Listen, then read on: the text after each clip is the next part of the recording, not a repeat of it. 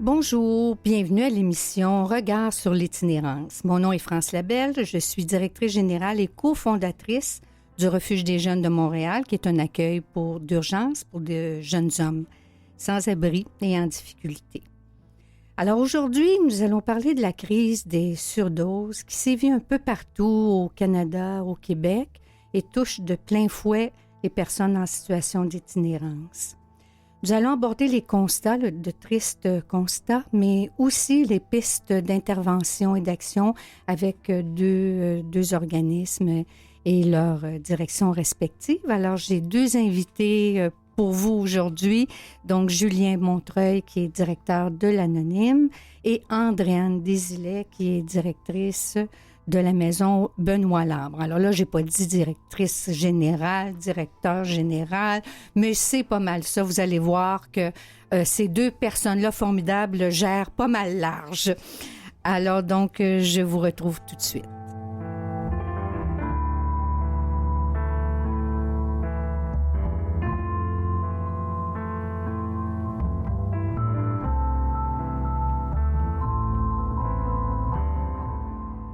Alors, France Labelle de retour à Regard sur l'itinérance. Aujourd'hui, donc, nous abordons la crise des surdoses. Alors, on va se donner quelques petits repères et puis quelques chiffres aussi pour se situer et voir comment on va aborder la suite de la discussion. Alors, contrairement à ce qu'on pourrait croire, la majorité des surdoses surviennent dans les domiciles privés. Donc, le problème n'est pas automatiquement relié aux personnes sans domicile fixe ou qui se retrouvent en situation d'itinérance dans la rue. Par contre, ce sont toutefois les surdoses qui sont la principale cause de décès chez les personnes en situation d'itinérance.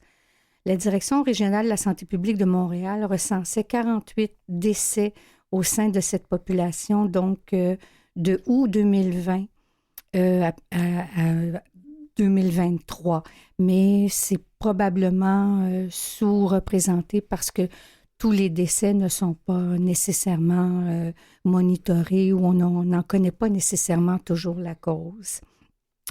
Contrairement aussi à ce qu'on croit, on entend beaucoup parler de fentanyl, mais il y a aussi des décès qui surviennent suite à une consommation de stimulants. On entend parler de crack, cristal, méthamphétamine, et souvent à des mélanges de ces substances.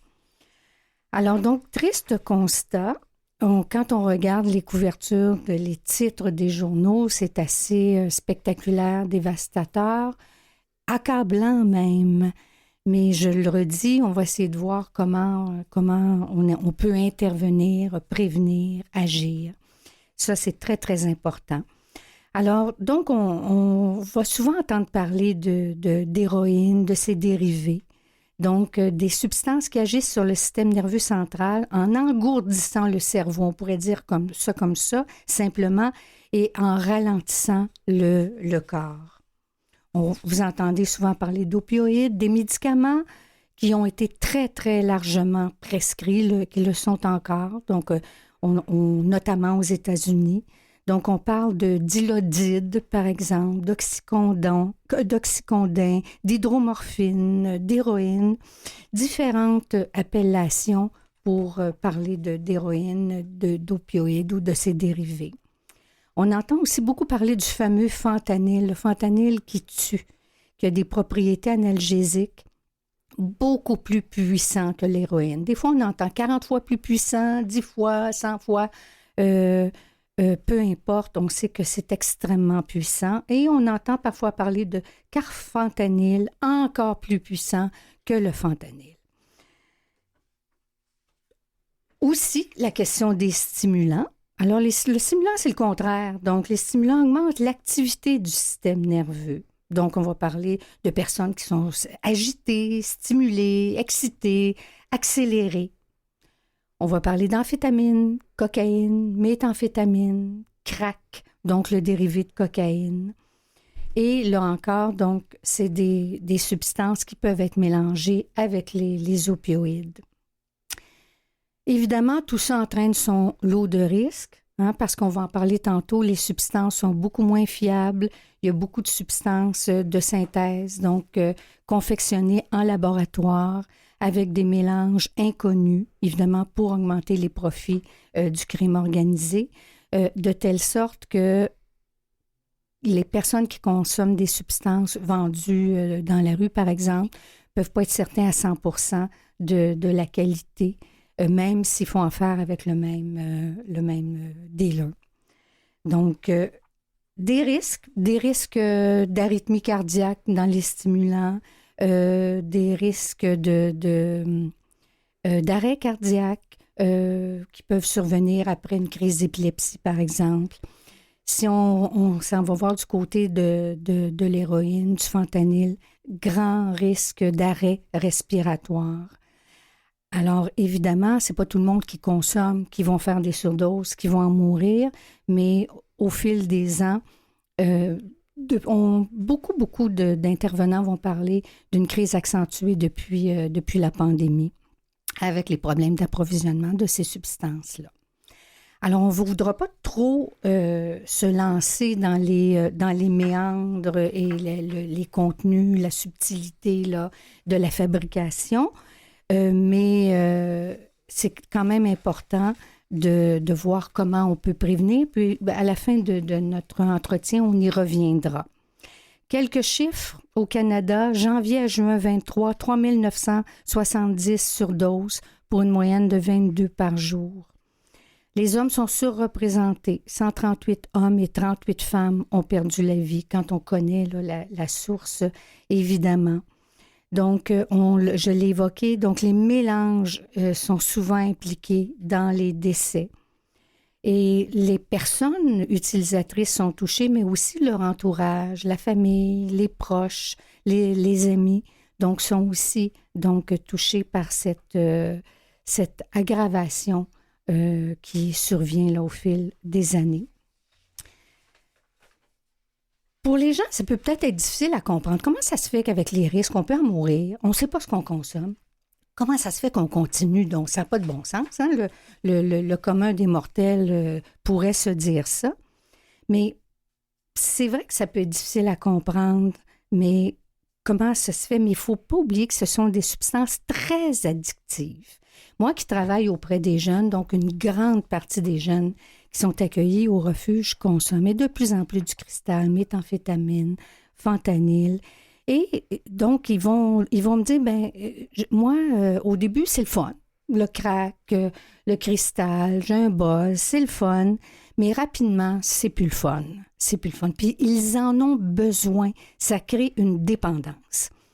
Et d'autres jeunes qui consomment des opioïdes, par exemple, vont dire, moi, ça gèle ma douleur, je ressens plus rien, puis c'est bien correct comme ça. Il y a un jeune qui me dit, je veux pas dire totalement le buzz, ça c'est une affaire, mais c'est aussi échapper à la réalité. J'aime ça échapper à ma réalité. Un autre qui dit, il faut que je gèle ma douleur, je suis plus capable de vivre avec ce que j'ai en dedans. Un autre dit, c'est plus facile d'être dans la rue puis de se geler que de voir la réalité. Un autre qui dit, il faut que je gèle ce que j'ai en dedans. Il y a des jeunes qui me disent qu'ils ont commencé à consommer avec leurs parents. C'est leurs parents qui leur ont fait leur première dose. Il y en a un qui dit, moi, j'ai tout perdu, puis je me suis ramassé dans la rue. Fait qu'il me reste juste la coke. Et il y a quelqu'un d'autre, en terminant, qui dit, c'est tellement dur de dire non à chaque jour, puis j'en ai besoin. Je vais être en manque sans ça. Alors, c'est complexe, multiple. On va essayer de mieux comprendre, puis surtout pas dire qu'il n'y a rien à faire. Et bien au-delà d'être une personne toxicomane, on est une personne à part entière. Alors, c'est vraiment dans ce sens-là qu'on va entreprendre la conversation. Alors, je vais commencer avec mon premier invité, donc Julien Montreuil, qui est directeur général de l'Anonyme. Bonjour. Bonjour, Julien. Je suis très contente que tu sois là aujourd'hui. Je suis très content d'être là aussi. Bon, avec la belle voix, là. Donc. Bon, Julien, toi, dis-moi donc d'où tu viens, puis qu'est-ce que tu as comme formation? Alors, je suis dans le milieu communautaire depuis maintenant 27 ans. J'ai commencé à y travailler dans une maison de chambre qui était gérée par la Fédération des OSBL d'habitation de Montréal. Et justement, c'était là mes premiers, je dirais, contacts avec des personnes qui étaient en situation d'itinérance ou en situation de grande précarité, finalement, liée avec le logement. Et vraiment, j'ai senti que, tu sais, il y avait comme... J'étais intéressé par leur parcours, puis aussi, surtout, j'avais vraiment envie de contribuer justement à améliorer leur qualité de vie, parce que c'est une contribution, on s'entend. Voilà, donc ça a commencé comme ça, puis ça, j'étais allé étudier en travail social, donc j'étais allé faire un baccalauréat en travail social. Et puis, je travaille maintenant à l'Anonyme depuis 17 ans. J'en ai profité aussi pour faire un cours en gestion de santé et de services sociaux. Donc, justement, pour s'assurer, c'est bien beau être un intervenant, mais après ça, la gestion, c'est complètement autre chose. Donc, est-ce que je peux aller chercher des outils, finalement, qui vont me permettre de faire un travail qui soit adéquat? Voilà. On est plusieurs, comme ça, dans le milieu, à être issus de l'intervention et être devenu directrice générale. Donc, on s'est formé sur le tas, mais on a aussi appris, puis on est allé se former aussi davantage. Je pense que ça a ses forces et ses limites quand même. Ça a ses forces de pouvoir, mais une des forces, c'est de dire, il y a une compréhension plus globale du terrain, justement, dans la gestion des ressources humaines. Et tout ça. Ça donne vraiment une idée de ce que l'équipe peut vivre. Oui, mais c'est pas une garantie qu'on ait des bons directeurs ou directrices. Là, on pense que oui pour nous, là. Mais... Oui, moi, je suis excellent, là. Mais il y a d'autres. Dis-moi, quelle est la mission de l'Anonyme? Je sais que vous avez un ensemble de services, mais si on parlait d'abord de la mission des valeurs...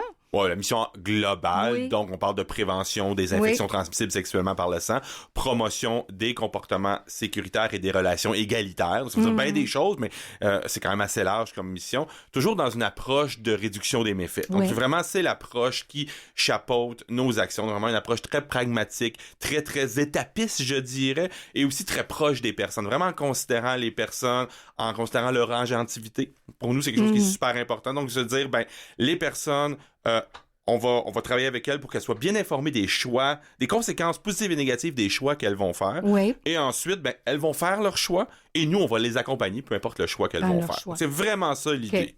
Puis, est-ce que c'est, quand on parle de la réduction des méfaits, là, si on a 2-3 mots à dire pour nos auditeurs, auditrices? Donc, pour moi, une approche qui est très pragmatique, une approche, comme je disais, là, qui est vraiment centrée sur les personnes, sur leur volonté d'agir ou non, peu importe. Donc, vraiment de les suivre à leur rythme. C'est vraiment ça pour moi, la réduction des méfaits.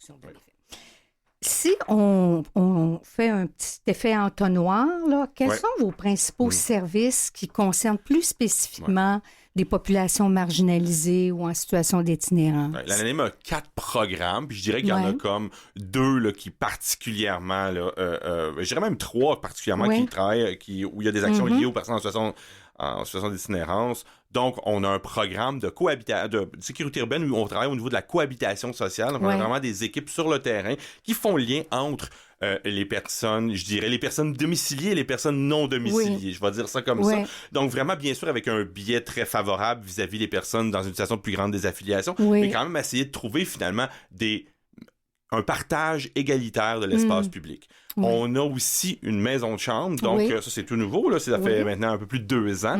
Donc on a réussi à ouvrir cette maison de chambre-là. Donc on a 14 chambres, 16 places pour des personnes qui, sinon, seraient en situation d'itinérance et l'étaient auparavant. Donc on est vraiment, l'idée c'est de pouvoir loger des personnes qui n'ont pas accès à d'autres types de logements ou d'hébergements parce que, pour toutes sortes de raisons. Des raisons comme quoi, par exemple? Parce que c'est des personnes qui consomment des substances, parce que c'est des personnes qui ont des animaux, parce que c'est des personnes qui ont des enjeux de santé psychologique, de santé physique. Donc, une multitude de facteurs qui font en sorte qu'ils correspondent pas. Exemple, ils ont eu des dettes vis-à-vis l'Office municipal d'habitation, donc peuvent pas accéder à du logement, à ce type de logement-là, ce type de logement social-là. Par exemple, malheureusement peuvent pas aller dans différents refuges, peuvent pas aller au niveau privé, donc effectivement, il y a vraiment plein d'exemples qu'on pourrait donner. Donc nous, l'idée, c'était de se dire comment on peut compléter finalement l'offre de services en logement ou en hébergement, on va dire ça comme ça, et donc d'avoir des chambres qui sont vraiment très très haut seuil d'acceptabilité, là, je vais le dire comme ça. Donc on réduit au maximum les barrières d'accès et aussi on s'assure que les personnes puissent rester dans la chambre. Avant de passer aux autres services, ça serait quoi, qu'est-ce qui fonctionne bien pour ces personnes-là? Puis, c'est quoi les défis? Ben, là, il y a eu la communauté environnante avec qui il a fallu établir un dialogue, mais... Si on parle des personnes, exemple, qui habitent dans la maison de chambre, oui. Je pense que au départ, on a voulu vraiment... Un des éléments qui était bien important, c'est qu'il y avait beaucoup de programmes qui mettent en place l'intervention comme étant, ou un plan d'accompagnement ou ce genre de trucs-là, comme étant conditionnel à avoir ton toit. Donc, il faut que tu aies un plan d'action, il faut que tu te mettes en marche pour pouvoir, dans des améliorations de ta qualité de vie, finalement, pour pouvoir avoir accès à un toit. Et ça, c'était un des éléments pour nous qu'on voulait vraiment... C'est des approches qui fonctionnent pour certaines personnes, mais les personnes qui étaient ciblées par notre projet, on se disait, ça, c'est un frein.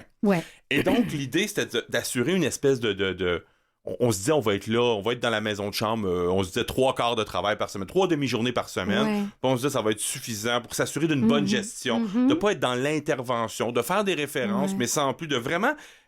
On parlait tantôt de respecter le rythme des gens, donc d'être vraiment là-dedans. Donc une personne qui dit, moi je paye mon loyer, puis je garde ma chambre correctement, là, insalubre. Sans condition. Exactement. Or, on s'est rendu compte que c'était un défi, parce qu'on avait vraiment besoin...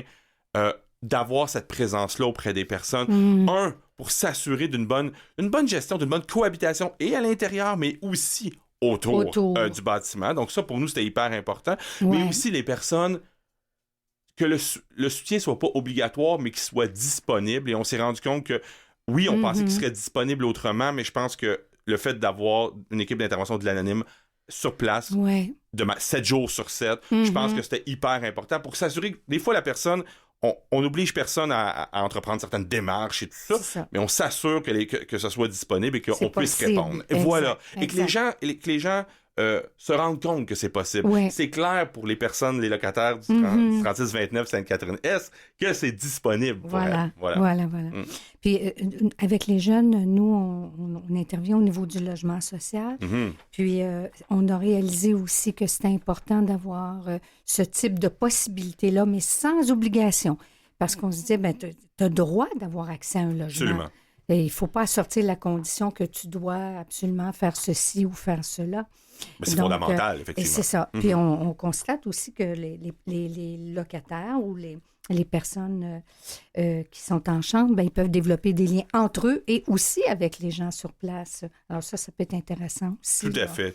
Alors, donc, on a parlé de la maison de chambre. Ensuite, si on parlait un petit peu du motorisé. Oui. Ça... Donc, dans le fond, l'anonyme, le programme qui nous a fait naître il y a 35 ans maintenant, c'est le programme d'intervention de proximité, là, qu'on peut diviser en 2. Donc, l'intervention va dans notre autobus. Donc, 7 nuits et 4 soirs par semaine. Le soir, en plus, dans des quartiers, disons, plus périphériques. On va de Pointe-aux-Trembles à Côte-des-Neiges, en passant par Saint-Michel et tout. Donc, on emmène large un peu. Donc, l'idée, c'est avec une population, disons, des personnes avec un certain niveau d'organisation, des jeunes, souvent, beaucoup d'éducation à la sexualité, référence vers les organisations, les ressources sont à temps plein dans les quartiers où notre autobus, où notre équipe est présente. Et la nuit, là, on est vraiment plus avec une population en situation d'itinérance, une population, je dis beaucoup en situation de désaffiliation, donc des populations qui consomment des substances, des populations qui font le travail du sexe, enjeux de santé psychologique, santé physique. Donc vraiment plusieurs enjeux que ces personnes-là peuvent vivre. Et puis là, il y a beaucoup de distribution de matériel de consommation, bien évidemment, mais aussi, encore une fois, un lieu aussi où les gens peuvent se poser. Un lieu où les gens peuvent venir prendre un café puis discuter avec nous et tout ça. Donc, et aussi, on a fait énormément de déplacements sur appel. Les gens nous appellent, on va se déplacer à la demande. Et ça avait commencé avant la pandémie, mais ça s'est accentué énormément avec la pandémie. C'est un réflexe qui est resté énormément. Oui, mais tu vois, je savais pas que vous pouviez donc être sur appel. J'ai trouvé ça vraiment, vraiment oui, puis ça amène... On se dit, hey, on a 4 roues, on peut se déplacer et tout ça. Mais de l'autre côté, ça amène d'autres enjeux, entre autres le fait que, des lieux, je disais, où là, les personnes ont recommencé à occuper l'espace public.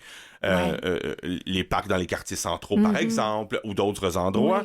Donc, l'idée, là, ça devient difficile de pouvoir s'arrêter genre 1 heure à ces endroits-là, prendre le temps avec les gens et tout ça, parce qu'on est tout le temps, là, on a une liste quasiment de personnes, pas quasiment, on a une liste de personnes qui sont en attente qu'on aille justement à leur rencontre. Oui, absolument. Donc le mot s'est passé rapidement. Exact. Donc c'est sûr que c'est positif parce qu'on rejoint beaucoup de personnes, mais en même temps, on tente de développer d'autres stratégies qui vont nous permettre justement de pouvoir encore prendre ce temps d'arrêt-là avec les personnes. Ça, c'est important parce que, la population peut voir le mobile. Hein? C'est un gros mobile. Oui, tout à fait. Anonyme.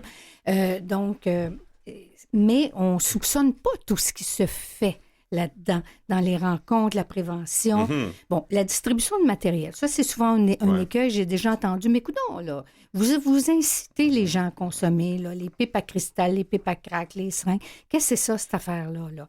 Qu'est-ce qu'on répond? C'est ça, on parle de réduction des méfaits. On en parlait tantôt, on fait un lien assez clair. Donc, c'est une mesure, moi, je dis que c'est une mesure de santé publique. C'est-à-dire que les personnes, nous, ce qu'on dit, c'est les personnes on parle de dépendance. T'en parlais d'entrée de jeu, des dépendances qui sont assez costaudes. Fait que je dirais que les personnes vont arriver, puis là, ils vont consommer. À ce moment-là, l'idée, c'est nous, on parle de matériel, donc s'assurer de matériel stérile et tout ça. Ça, c'est une chose. Mais c'est aussi une porte d'entrée qui nous donne accès finalement aux personnes pour pouvoir justement travailler avec elles on parlait tantôt d'accompagner les personnes à leur rythme.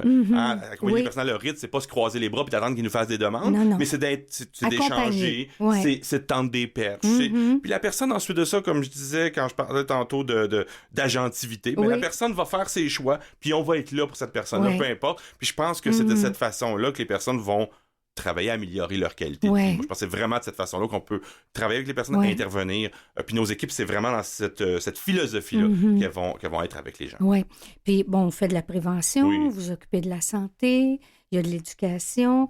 À l'occasion aussi, c'est que vos intervenants peuvent sauver des vies aussi. Là. Bien, tout à fait. Donc, dans l'autobus, ça peut arriver, parce que les gens peuvent arriver dans des situations de surdose. Ça pourrait arriver, tout ça, parce qu'ils ont consommé auparavant et tout ça. Mais depuis 2017, le 19 juin 2017, l'ANIM a ouvert le premier site de consommation supervisée mobile en Amérique du Nord.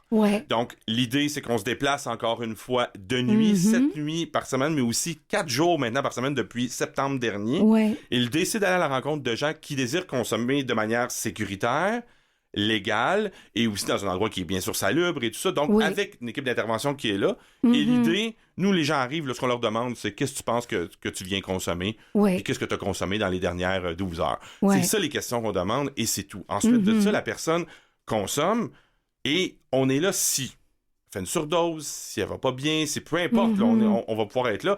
On a, dans les 4 premières années de notre service de consommation supervisée, on a géré au total 6 surdoses en 4 années. Dans les 12 derniers mois, on a géré 113 surdoses. Donc, la situation, pour nous, elle a explosé finalement. C'est fou. Puis on parlait tantôt, tu parlais des différentes substances et tout ça. Pour nous, ce qui est clair, c'est qu'il y a 2 enjeux hyper importants. C'est la contamination des substances. On parle beaucoup d'une crise des surdoses, mais une crise aussi des substances contaminées. Et aussi la stigmatisation des personnes. Fait que dans le fond, ce qu'on dit, les gens savent pas ce qu'ils consomment. Ils jouent à la roulette russe, là, sans prendre un mauvais terme, mais bon, régulièrement. Et deuxièmement, ils sont stigmatisés, donc ils se cachent pour le faire. Et les données de la santé publique qui disaient, les surdoses mortelles arrivent souvent à l'intérieur, chez la personne. Elle va pas aller vers les ressources. Elle sait ce qu'elle fait, c'est illégal. Elle est stigmatisée, donc à ce moment-là, elle va se cacher pour le faire. Donc, on a une tempête parfaite, finalement, à une crise des surdoses et à une mortalité qui va juste en augmentant. Absolument. Puis, les personnes se cachent de la police beaucoup, effectivement. Aussi. Puis, ça arrive encore qu'ils se font intercepter, confisquer leur matériel de consommation. C'est des choses qu'on entend encore. Je ne sais pas de votre côté, ça s'est amélioré un peu. Nous, le refuge, on est au centre-ville, mais j'entends encore des histoires comme ça. Donc, il y a du travail à faire, là. Ça serait malhonnête de dire qu'il n'y a pas eu de sensibilisation, qu'il n'y a pas eu des changements dans les dernières années. Absolument. Là, ça serait malhonnête de dire le contraire. Cependant, effectivement, une fois, quand on a une situation où, exemple, des gens, là, des policiers ou des policières qui viennent regarder les personnes qui entrent dans notre service de consommation supervisé, ou on entend aussi des gens qui sont fait confisquer leur matériel ou ce genre d'éléments-là, c'est une fois trop. Ouais. Je pense qu'aujourd'hui, on rentre en 2024, je pense qu'il y a tellement de sensibilisation puis de travail qui se fait entre les différents acteurs et actrices, notamment entre les policiers et policières, les organismes communautaires, le réseau de la santé, tout ça. Je pense qu'on devrait avoir minimalement cette sensibilité-là très pragmatique. Puis au niveau quand on parle de réduction des méfaits, c'est vraiment ça. Donc de s'assurer que les personnes, on parle dans la mission de l'anonyme de relations égalitaires, mais surtout de comportements sécuritaires. Oui. Donc à ce moment-là, il me semble qu'on parle de sécurité, c'est un minimum, c'est une base au niveau de la santé. Oui. Fait que tout ce que tu dis, ce que j'ai évoqué au début, donc démontre à quel point on est en pleine crise. En accélération, mais ce que tu fais ressortir aussi de très évidente manière, c'est qu'il y a beaucoup de choses qui se font. Juste le territoire le couvert par l'anonyme, les rencontres. Avez-vous une idée de combien de personnes vous pouvez rencontrer dans une année au 6 ou dans le motorisé? On parle de plus de 10 000 contacts par année là, avec 10 000 contacts par année. Avec l'intervention à bord de nos véhicules. Là, ça, c'est clair pour nous. Je pense qu'il y a effectivement là, une aggravation de la situation. J'ai pas toujours eu cette lecture-là à travers les années, mais vraiment, là, on compare pré- et post-pandémie. Pour moi, il est clair qu'à plein de niveaux, il y a une aggravation importante. En termes on parle de surdose, mais en termes aussi, on parle de nombre de personnes en situation d'itinérance. On parle de 50% plus de personnes en situation d'itinérance. Si on compare pré- et post-pandémie. Pour moi, c'est des chiffres qui sont énormes. Et on parle, puis il y a des facteurs macro qui sont hyper importants. Là, on parle de l'inflation, on parle du coût du logement, on parle d'un paquet d'éléments qui font en sorte qu'ils amènent des gens dans des situations de grande désaffiliation, notamment en situation d'itinérance. Oui, il y a plusieurs explications au fait que de plus nombreuses personnes se retrouvent à la rue. Et c'est pour ça que nous, on ne se contente pas de faire des constats. Les groupes communautaires, on est il y a des milliers intervenantes, de personnes qui interviennent auprès de ces personnes-là. Ça ne règle pas tout, mais c'est extrêmement puissant, ça aussi.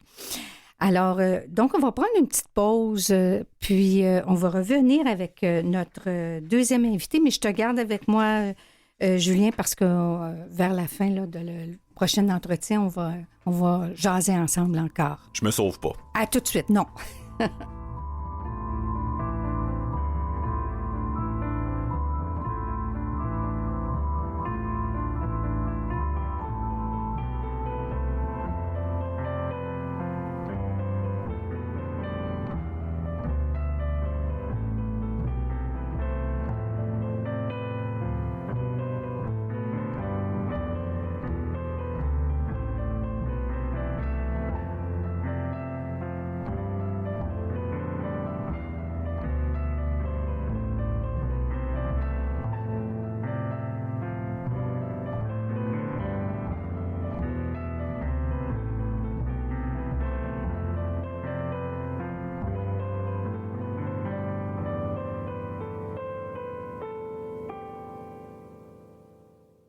Vous écoutez Regard sur l'itinérance avec France Labelle. Alors, de retour avec mes invités, je me suis entretenue avec Julien Montreuil, directeur général de l'Anonyme, que j'ai gardé avec moi, donc à qui on va reparler tout à l'heure. Et ma deuxième invitée est Andréane Désilet, qui est directrice générale de la maison Benoît Labre. Bonjour. Alors, bonjour. Surtout, Andréane, elle est grippée, vous la voyez pas. Elle a un masque, donc ça nous rappelle de fâcheux souvenirs. Écoute, mais c'est comme ça. C'est comme ça, mais je suis très contente que tu sois là. Merci beaucoup. Alors, on va faire un petit peu comme on a fait avec Julien Montreuil tout à l'heure, Andréane. Dis-moi d'où tu viens, quelle est ta formation, ça fait combien de temps que tu es à la maison Benoît Labre? Parle-nous de toi, finalement. Donc, je suis technicienne en éducation spécialisée de formation. J'ai étudié aussi en dépendance et j'ai commencé de travailler dans le milieu communautaire dans le début des années 2000, en fin des années 90. Okay. Ça fait longtemps. Quand même un bon bout, en effet. J'ai fait 14 ans de travail de rue. Et ensuite, la vie m'a mené à de prendre un poste de direction, finalement, à la Maison Benoît Larbre. Depuis, j'entame ma 8e année maintenant. À la direction? Oui, tout à fait. Okay. Bon.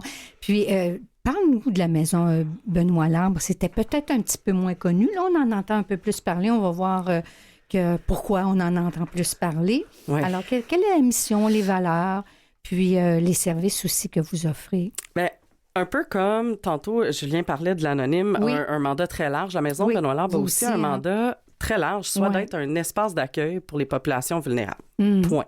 Ce qui fait en sorte que on doit être vraiment à l'écoute pour être en mesure d'améliorer finalement les conditions de vie dans une approche qui est humaniste et on a intégré à ça la réduction de méfaits pour mieux répondre finalement aux populations qui nous fréquentent au quotidien, qu'on puisse être peut-être plus à l'écoute, finalement, de leurs besoins. Mm-hmm. Oui. Vous autres, vous êtes situés dans le sud-ouest? On est dans le sud-ouest. En effet, depuis, mettons, 70 ans sur 72 ans d'existence comme organisme communautaire. Ouais.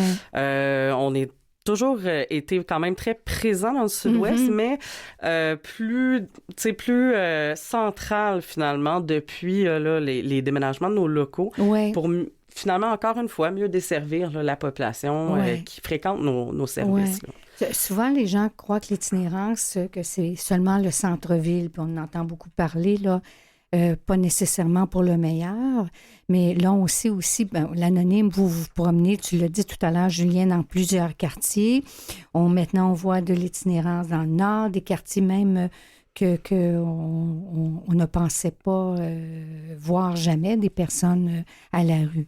Puis là, donc, on parle du sud-ouest. Donc, c'est à la grandeur de Montréal, maintenant, qu'on peut croiser des personnes. Tout à fait. Puis le sud-ouest a aussi un historique, un peu comme Hochelaga peut l'avoir, un historique de travailleurs et dans le fond, un historique aussi qui mène à une gentrification très rapide de ces secteurs-là. Donc, qui a apporté aussi une réalité qui est très différente à travers les années pour le sud-ouest. Et c'est ce qu'on voit présentement, finalement, c'est les impacts de tout ça qui a pris une ampleur, encore une fois, comme Julien mentionnait, dans le COVID, qui a pris des ampleurs... c'est ça. J'ai de la misère à le décrire, en fait, parce que je pense qu'il y a personne qui était prêt à l'ampleur que ça a pris. Non. C'est un peu foudroyant. Absolument. Puis les trois, on est... dans ce milieu-là depuis longtemps. Puis, c'est vraiment sans précédent. On voyait venir des choses, mais à ce point-là, non. Pas comme ça. En effet. Non. Alors, vous offrez plusieurs réponses, vous intervenez de différentes manières, puis tu as évoqué, Andréane, tu as dit on déménage. Donc, vous avez un projet d'envergure. Tu me disais tout à l'heure que tu as les clés, là. De la nouvelle maison. Alors, d'ici la fin de la semaine, en effet. Bon, parle-nous de ça, c'est vraiment super ce qui se passe. C'est le projet se veut être, dans le fond, un espace où un modèle circulaire, en fait. Donc, un espace où les gens peuvent juste arriver, être, déjà être. Ouais. On va commencer par ça, sans conditions préalables, outre... on le dit souvent en blague dans l'équipe, mais c'est gère-toi. La règle d'or chez nous, c'est gère-toi. Si t'es capable de te gérer... Ah, j'aime ça, moi. Si t'es capable de te gérer entre quatre murs, si t'es capable de te gérer avec le fait qu'il y a d'autres gens physiquement sur place qui sont dans d'autres états d'esprit que toi, ben, t'es à la bonne place, puis on va regarder ce qu'on peut faire ensemble. Fait qu'à partir de ça, les gens peuvent avoir accès... La première, exact. Et à partir de ça, les gens peuvent avoir accès à des repas, à des douches. On fournit tout ce qui est, en fait... produits d'hygiène, vêtements. Donc ça, c'est vraiment l'espace de type Alterépi. OK. Ils dorment pas là nécessairement, là. Ben, c'est 24/7. Fait que, je veux dire, les gens peuvent se reposer, mais on n'a pas des lits nécessairement. C'est vraiment, la personne veut venir se reposer, prendre une petite soupe, il est 2h30 du matin, c'est correct. C'est vraiment dans une optique où on doit répondre aussi aux besoins plus la nuit des personnes. Puis il y a vraiment il y a un besoin qui se fait de plus en plus voir aussi à Montréal au niveau de la nuit. Puis Julien, vous le voyez dans l'autobus, bien sûr, mais c'est vraiment quelque chose d'important. Donc, c'est pas 9 à 5 l'itinérance. Non, exact. Donc, être en mesure d'accueillir les gens, vraiment de les prendre où ils sont. Puis si c'est une carte RAMQ à 2h du matin qu'on fait, ben ça va être ça. Et c'est vraiment d'être en mesure d'accompagner les personnes dans ce qu'ils ont besoin. Et partant d'eux, hein, c'est toujours c'est ça. Nous, notre travail, c'est d'offrir des opportunités. C'est pas vous qui définissez les besoins. Exactement, tout à fait. Donc, une fois que les opportunités sont là, les gens font des choix. Et c'est vraiment à partir de ça qu'on se base. Puis qui sont ces gens-là qui sont à ce lieu de répit? Mais c'est il y a 10 ans, tu m'aurais posé cette question-là. J'aurais dit, c'est des hommes, quarantaine d'années. Bon, on avait comme vraiment un portrait. Aujourd'hui, je peux te dire, c'est n'importe qui, en fait. Donc, on est vraiment dans une... Il y a des jeunes qui arrivent. Il y a des, moins jeunes, des personnes quand même très âgés généralement qu'on va référer plus vers des CHSLD parce que c'est les gens qui sont en perte cognitive, qu'on réalise que, ben voyons, cette personne-là n'a pas de service, a passé dans les cracks du système. Donc, c'est vraiment une espèce de variation là, très, très grande. Un peu comme le portrait de l'itinérance, globalement. Là, on dit qu'il y a des gens qui vieillissent, c'est plus jeunes, plus de femmes, plus de personnes issues des communautés culturelles. Donc, tout à fait. Fait que c'est à l'image, finalement, du portrait là, puis c'est aussi pour ça qu'on doit être à l'écoute, en fait, du besoin qui est là. Puis il faut être en mesure de créer le lien pour voir vraiment au-delà de qu'est-ce que la personne a besoin, finalement, puis où on peut l'accompagner, pas juste lui donner un numéro de téléphone, mais vraiment l'accompagner dans quelque chose. Si c'est pas nous qui est en mesure de l'accompagner, bien, peut-être qu'il y a quelqu'un qui est mieux placé que nous. Donc, c'est vraiment dans cette optique-là que les services sont déployés. À ça s'ajoute dans la nouvelle bâtisse 36 logements. Oui, ça c'est formidable aussi. Oui, quand même. Je l'ai dit en blague, 36 condos de luxe. Mais ce sont de très beaux logements pour les personnes qui, présentement, sont en situation de grande précarité de logement. On va y aller de façon plus large, mais vraiment des personnes, pour la plupart actuellement, qui dorment dans des tentes. Donc, c'est un espace où les gens sont là pour 5 ans. Ils ont leur propre salle de bain, ils ont leur propre chambre et ce studio-là, finalement, on fournit tout. Incluant les draps, les meubles, les petits frigos, le micro-ondes, donc tout ça. Et on nourrit aussi les gens. OK. Donc... est-ce qu'ils payent un loyer? Ils payent un loyer. Ces personnes sont locataires. Ils payent un loyer. On les accompagne, en fait, pour se qualifier pour être admissibles à la subvention loyer. Donc, ils payent 25 % de leurs revenus. Mais c'est ça. C'est vraiment l'idée de favoriser, en fait, que la personne sorte du mode survie. Fait qu'on va mettre tout en place pour faire en sorte que la seule chose que tu as à faire, c'est de vivre. Puis après ça, être, comme tu disais tantôt, pour tout commencer. À fait. On va commencer par être, en éliminant toutes les espèces de difficultés rencontrées au quotidien. Puis je pense qu'il y a vraiment partie de cette population en situation de grande vulnérabilité qui s'y retrouve dans ces services-là. Comme Julien disait, tu sais, il y a comment l'Anonyme a déployé ça, puis qui rejoint un certain type de population, mais ça prend beaucoup de modèles différents. Absolument. Parce que c'est là qu'on réalise finalement que c'est pas parce qu'il y a un modèle qui est présenté qui fait bien à tous tout le monde, que les gens se sentent bien. Effectivement, c'est ça, où c'est être à l'écoute des besoins, puis on en discute avec notre monde, puis à un moment donné, c'est ça, il n'y a pas une seule réponse à l'itinérance. Exact.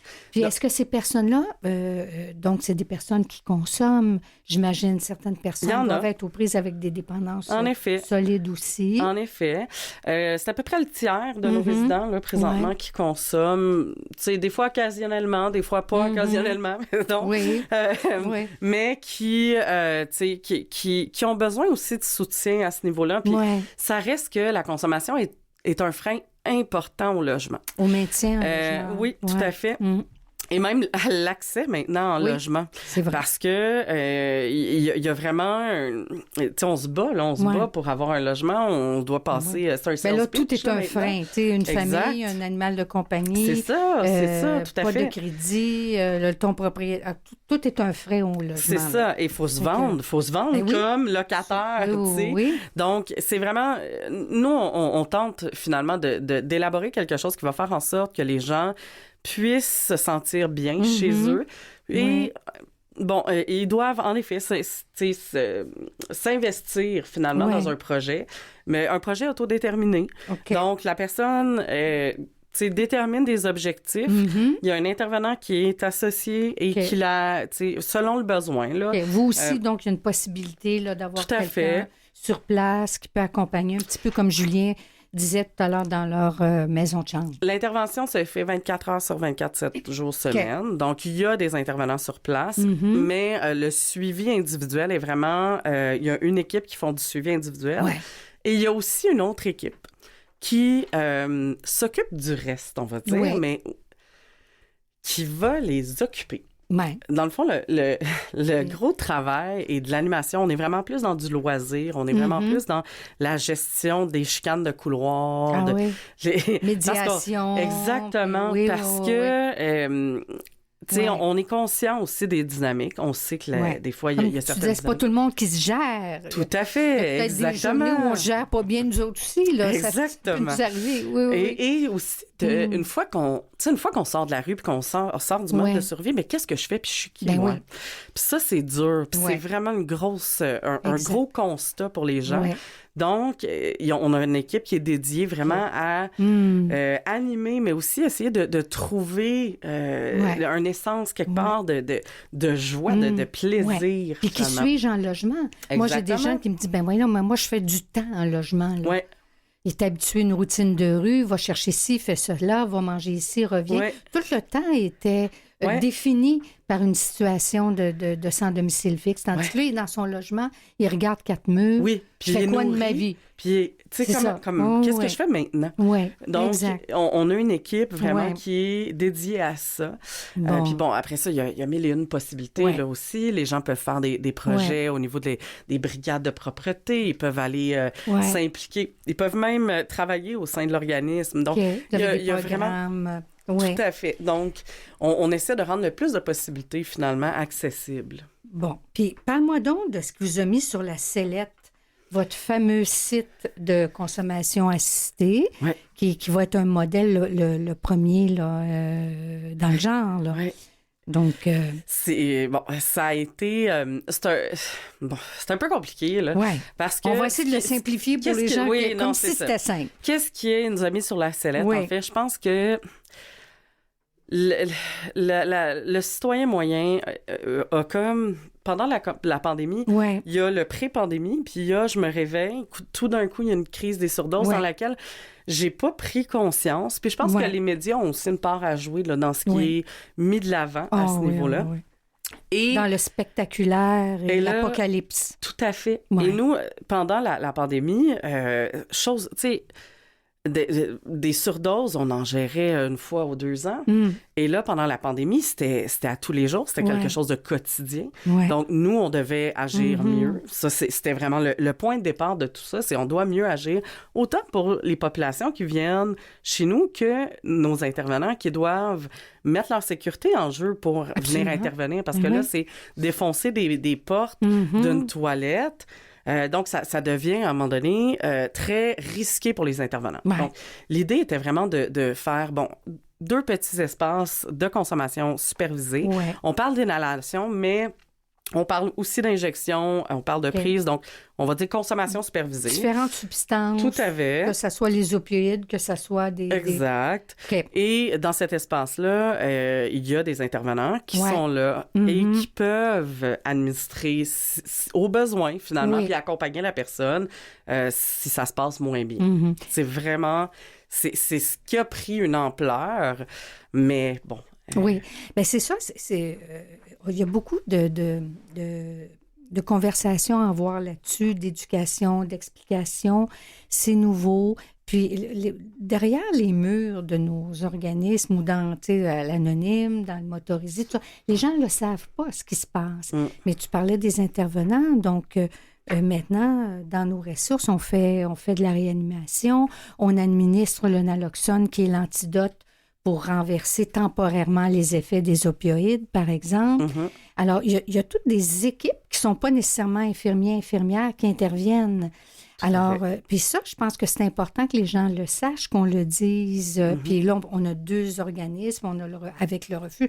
On parle seulement de 3 organismes, mais il y en a beaucoup qui font ça d'organismes. De la réduction des méfaits, de l'intervention d'urgence, de la prévention. Avant, moi, je disais, on ne sauve pas de vie, mais j'ai changé mon vocabulaire. Nous sauvons des vies par toutes ces interventions-là.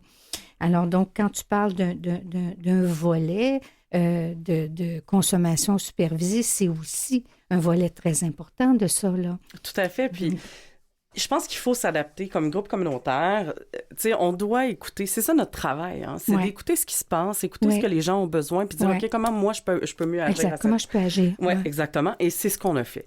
Donc, cet espace-là a été développé. On a travaillé fort, en fait, pour faire en sorte qu'on réfléchisse à tous les volets aussi à travers ça, dont est-ce qu'il y aura des odeurs à l'extérieur? Est-ce que vous avez travaillé avec la population beaucoup environnante. Tout à fait. Donc, c'est pas quelque chose... Ce sont des ingénieurs, ce sont des... Il y a plein de gens autour de ça. C'est pas une mince affaire. Donc, on a vraiment travaillé pour faire en sorte de... Aussi, quand on parle de réduction des méfaits, bien sûr, réduire les méfaits sur la population, mais à l'extérieur aussi, s'assurer en fait qu'on est un acteur positif et de changement positif dans notre secteur. C'est ça. On n'apporte pas des ennuis aux riverains. On apporte différentes approches, différentes manières, différentes solutions, différents programmes. Donc, dans la cour de tous ces gens-là, donc on apporte quelque chose de plus. C'est ça qui... Puis vous l'expliquez bien, toi, avec... tous les gens autour, Julien, pour la maison de chambre, vous l'avez fait aussi, rencontrer les comités de résidents. Puis, Oui, bien, l'idée, dans le fond, je parlais tantôt de nos intervenants, nos intervenantes en cohabitation, ben c'est pas mal ça qu'ils font. Puis ce qu'on remarque, c'est que les personnes, les riverains, les riveraines, ce qu'ils ont besoin, c'est d'être informés. Et de le savoir. Qu'est-ce qui se passe? Qu'est-ce qui se passe en ce moment? Qu'est-ce qui va arriver? Moi, ça va faire quoi sur ma vie quotidienne? L'être humain a peur du changement. Et ça, là, c'est la base de tout ça. Fait que le changement a peur de l'inconnu, a peur de trucs qui sait pas, finalement. Et je pense qu'à ce moment-là, le fait de pouvoir informer, plus on informe les gens autour, plus on a informé les personnes autour, là, on a ouvert notre maison de chambre, mieux ça s'est passé, finalement. Après ça, il restera toujours des personnes qui vont avoir un préjugé négatif que tu peux pas... Puis ça fait partie de la game. On en a toutes, finalement, de ces préjugés négatifs-là. Puis des trucs où on est un peu plus rigide, je dirais, comme être humain. C'est l'être humain, encore une fois, et tout ça. Mais je pense que c'est une des clés, c'est vraiment ça. Aller à la rencontre des gens, écouter, tenir compte de leurs préoccupations, accueillir leurs craintes puis leurs peurs. Puis là, c'est bien beau. Moi, je dis ça, j'étais pas dans une situation aussi intense, je dirais, que celle que Andréane t'a connue. Après ça, j'ai des belles théories, tout ça. Mais quand même, il y a eu des enjeux chez nous. Puis quand j'entendais ce que vous viviez à la Maison Bonheur, j'étais comme... Et là, il y a vraiment énormément de travail, d'information, de sensibilisation, puis d'empathie. C'est ça. Il y a eu beaucoup de craintes. Il y a eu beaucoup de craintes. Puis, là, je mets mon chapeau de parent, qui, bon... toi, tu as 3 enfants. On a 3. Et là, je me dis, si je n'étais pas dans le domaine, comment je recevrais ça, finalement? Tu sais, l'implantation d'un espace de consommation supervisée qui n'est pas très loin, en fait, d'une école. D'une école, Puis c'est sûr que je pense que ça aurait soulevé beaucoup de craintes chez moi, mais il y a un bout où le rationnel embarque. Et il y a un bout où on se dit, OK, là, la situation dégénère dans nos secteurs, dans nos quartiers. Peu importe où ce qu'on se promène présentement à Montréal, on a un constat commun, là. Ça ne se passe pas bien, on doit agir. Donc, quelles sont les actions maintenant qu'on peut porter pour améliorer cette situation-là? Et puis, qu'est-ce qui est efficace? Exact. Qu'est-ce qui marche? Et c'est là, je pense qu'il y a eu peut-être une petite frousse parce que c'est gros. Ouais. C'est gros comme constat. C'est épeurant pour la population générale. C'est épeurant aussi de savoir qu'on vit dans une société qui a l'air présentement de ce qu'elle a l'air. Ouais. Donc, c'est de prendre conscience aussi de l'ampleur des phénomènes. Puis moi, je pense que je reviens aussi au rôle que les médias ont pu jouer dans ça. Je pense pas que la population est si au courant, finalement, de l'ampleur du phénomène ou commence à peine, en fait, à l'être. Parce que nous, ce qu'on vivait pendant la pandémie, tout ce qu'on entendait dans les médias, c'était en lien avec la pandémie, pas nécessairement en lien avec ce qui se passait au sein de nos organismes à ce moment-là. Et c'est pour ça que nous, puis dans cette émission-là, Regard sur l'itinérance, là, ça fait un petit moment que j'ai le plaisir d'en discuter avec différentes personnes. C'est l'idée aussi de dire, qu'est-ce qu'on apporte comme solution? On a plusieurs modèles. Et c'est ça qui est important. On dit aux gens aussi, on est avec vous, là. Donc, puis j'ai entendu Brian Miles, le journaliste du Devoir, qui disait que, on n'écoute pas, on nie. C'est un excellent journaliste que je respecte, mais il dit qu'on nie les craintes de la population. Je dirais pas ça. Puis quand je vous entends, puis que je vois tout le travail qui a été fait, on ne nie pas les inquiétudes. Au refuge, quand on s'est installé dans le centre-ville, ça a été difficile aussi, mais ça se passe bien. Alors, donc, je pense qu'on a cette possibilité-là. Puis là, on parle aux gens qui nous entendent en disant, écoutez, on est là, on apporte quelque chose. Là, il y a une réponse à plusieurs personnes, jour, soir, nuit, l'anonyme. Vous êtes sur rappel. Tu sais, c'est incroyable, les réponses. Alors, je pense que c'est vraiment ça qu'il faut aussi faire passer là, dans le message, sans non plus être, tu sais, les étoiles filantes. Là. Je pense qu'il y a une réalité. Les gens ont entendu, surdose. Juste, je voudrais pas oublier de dire que, on l'a dit tantôt, il y a des proches, il y a des gens qui consomment à la maison. Qu'est-ce qu'on pourrait, on ne veut pas leur donner des conseils, mais qu'est-ce qu'on voudrait leur dire on a parlé du naloxone. Ça pourrait être bon que tout le monde aille à sa pharmacie, s'équipe d'une petite trousse de naloxone. On parle de naloxone, évidemment. Ces trousses-là sont de plus en plus facilement disponibles. Même si tu peux te faire garder un petit peu croche, tu vas en pharmacie demander une trousse de naloxone. On s'entend là-dessus. Qu'est-ce qu'a fait cette personne? C'est quoi son comportement et tout ça? Mais je pense aussi, le fait de ne pas rester seul, puis je pense que ça, c'est majeur. Pas parce que les gens peuvent. Ça, c'est majeur. Mais je pense qu'au-delà de tout ça, je pense qu'il y a des changements dans les lois qui doivent se faire. Hein? Quand on parle de stigmatisation, elle est particulièrement et surtout liée à la judiciarisation, au fait que c'est illégal. Moi, on le dira pas assez souvent, mais on parle beaucoup là, d'avoir des substances on parle de safe supply en anglais, donc de substances sécuritaires, d'approvisionnement sécuritaire. Mais moi, je pense qu'il faut aller plus loin que ça. Je crois qu'on doit travailler à légaliser les substances. Exact. Décriminalisation. J'irais jusqu'à la légalisation, même parce que justement, on a vu ce que ça fait, entre autres à Vancouver, la décriminalisation. Ça fait en sorte que les gens consomment quand même des substances qui sont contaminées, tout ça. Donc, il y a encore des risques pour leur vie. Si on les légalise, si on les encadre adéquatement, je pense qu'on devrait être en mesure, justement, de sauver bien plus de vies qu'on en sauve là. Puis de limiter là, cette crise dans la crise. Andréane, toi... Puis, je pense qu'il faut aussi partir de... Faut parler, faut en parler, faut ouvrir le dialogue, faut parler avec nos jeunes, faut parler avec nos voisins de tout ça, en fait. Faut arrêter vraiment de le diaboliser, parce que je pense que c'est ça, le pire dans tout ça, c'est que dès qu'on rentre dans ces discours-là, on n'est plus en mesure d'être à l'écoute et de voir ce qui s'en vient, parce qu'on a fermé cette porte-là. Et c'est là que je pense qu'on se trompe, sincèrement. Il faut être ouvert, il faut en discuter, il faut en parler. Oui. Puis vous avez raison, on revient au début de l'émission aussi, Donc, les surdoses, les accidents ne surviennent pas seulement chez la population en situation d'itinérance. Donc, ça peut être votre voisin, votre enfant, un proche, tout ça. Alors, la prévention est très importante. Puis, c'est vrai qu'on parlait de stigmatisation, hein? Être identifié comme un toxicomane, quelqu'un qui consomme, ça jette un effet là, de stigmatisation très lourd. Alors, on veut sortir de ça. Donc, c'est des personnes dans leur globalité. Très, Absolument. Très important. Écoutez, alors, naloxone, allez voir votre pharmacien. On l'a dit, ne consommez pas seul. Prenez des petites doses si vous consommez pour vérifier les mélanges. Faire tester, c'est possible maintenant. Faire tester, oui. Donc, soyez prudents. Donc, prenez soin de vous. Nous, on essaie de prendre soin de beaucoup de monde. Je pense que ça, c'est important. On le fait depuis longtemps, puis on va continuer. C'est ça, la bonne nouvelle. Puis, bravo. Moi, ça fait longtemps que je suis dans le milieu, puis à chaque fois, je suis épatée d'entendre des choses comme ça. Puis c'est un moteur très puissant de voir des collègues comme ça qui font des choses aussi formidables, exceptionnelles. Merci beaucoup d'avoir été là aujourd'hui. Ça a été un grand plaisir. Un grand merci, France, pour l'invitation. Merci, en effet. On va continuer la conversation. Je vais en profiter aussi pour remercier Mathieu Tessier, à la technique, Nathalie Barrette, qui est ma conseillère privée, ma foi, et à la revue de presse. Comme je dis, elle me fait paraître un petit peu plus intelligente des fois.